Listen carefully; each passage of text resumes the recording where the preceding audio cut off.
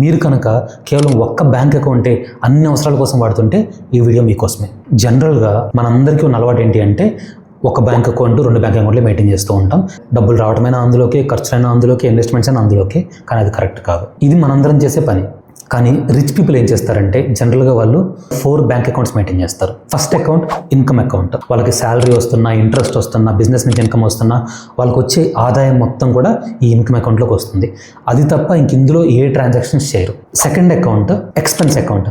మనకి ప్రతి నెల కూడా మీరు బడ్జెట్ వేసుకోండి. ఈ నెల నా ఖర్చుల కోసం ఎంత అవసరం అని బడ్జెట్ వేసుకొని కేవలం అంత అమౌంట్ మాత్రమే ఈ ఎక్స్పెన్స్ అకౌంట్లో పెట్టుకోండి. మీ ఈఎంఐలు, రెంట్లు, గ్రోసరీస్, ఎలక్ట్రిసిటీ ఖర్చులు, ఆ ఖర్చులన్నిటికి కూడా ఈ అకౌంట్ నుంచి మెయింటైన్ చేయాలి. Account number 3 investment account. ఈ అకౌంట్లో మంత్లీ మీకు వచ్చే ఇన్కమ్లో నుంచి 20 నుంచి 30% ఈ అకౌంట్లో ట్రాన్స్ఫర్ చేసుకోండి. ఈ అకౌంట్లో ఉన్న డబ్బులు ఓన్లీ ఇన్వెస్ట్మెంట్స్ కోసం వాడండి. ఎస్ఐపిస్లో, స్టాక్స్లో, ఫిక్స్డ్ డిపాజిట్స్లో వీటన్నిటిలో ఇన్వెస్ట్ చేయడం కోసం ఈ అకౌంట్ని వాడండి.